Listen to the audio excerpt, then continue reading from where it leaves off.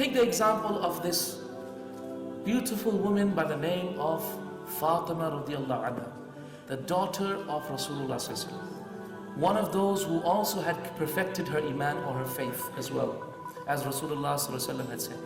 The Prophet also said that Fatima would be the first to follow him from his family to the hereafter, meaning that she will be the first to pass away. In one amazing couple of verses, Allah subhanahu wa ta'ala says, Allah revealed a couple of verses in the Quran which I came across when I was reading the tafsir of Ibn al-Jawzi. I came across his explanation of a couple of verses of the Quran. And the verses of the Quran go like this. Allah subhanahu wa ta'ala says, ويطعمون الطعام على حبه مسكينا ويتيما وأسيرا إنما نطعمكم لوجه الله لا نريد منكم جزاء ولا شكورا إنا نخاف من ربنا يوما عبوسا قمطريرا. This verse mentions that Allah subhanahu wa ta'ala quotes people who give charity in the cause of Allah are those who say, verily they feed the poor, the orphan, and the poor, the orphan, and the prisoner of war. The poor, the orphan, and the prisoner of war. By the way, prisoner of war was actually a non-Muslim, isn't it? That's why they were prisoners of war.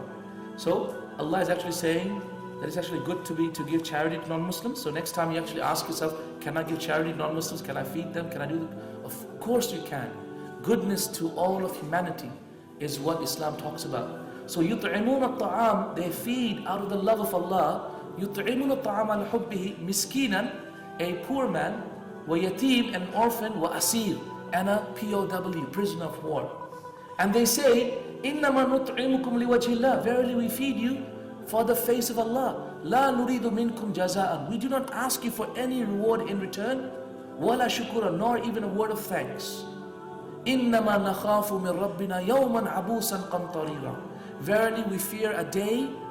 We do this because we are afraid for ourselves on a day in which the hearts will turn inside out from fear on that day, which is the day of judgment.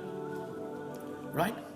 And these verses, by the agreement of all the scholars of Islam, was revealed regarding Fatima radiallahu anha. They were revealed regarding who? Fatima radiallahu anha. Why? Because Ali radiallahu anhu, who was the son-in-law of Rasulullah, used to carry things on his head and ferry water and ferry things from people's house to other houses, and then get some wheat and barley as payment. He would take the wheat and barley at home. Fatima radiallahu anhu would then use that wheat and barley to actually cook bread with it. So one day Ali did some of that ferrying, came home after hard days of work in the 55 degrees Celsius heat of Medina, brought that barley back home. She made bread with it. She made 3 loaves of bread, one for her, one for him, and one for Hassan and Hussein. But before the food could be served to Ali and Hassan Hussein, a prisoner of war walked by.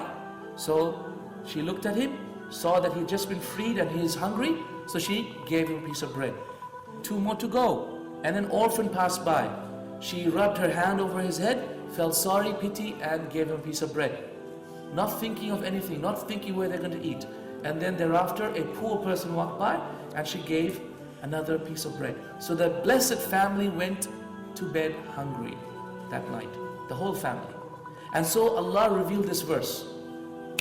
Do you know what's amazing about this verse? Do you know what's amazing about this verse? Is that thereafter, after these verses, God describes paradise in no less than 15 verses.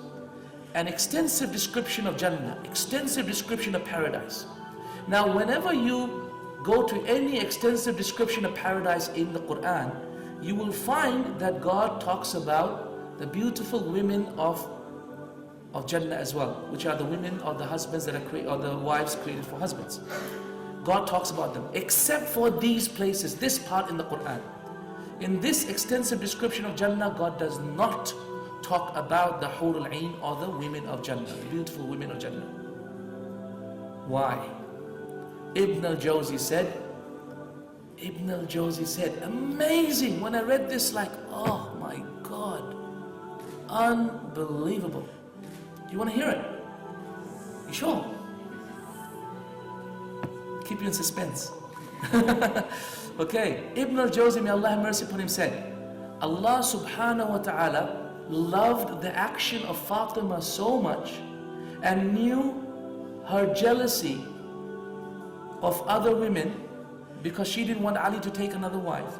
Knew her jealousy so much so that he revealed verses about Jannah and did not mention the Hurul Ain at all, because he did not want to offend Fatima radiallahu anha. Allahu Akbar.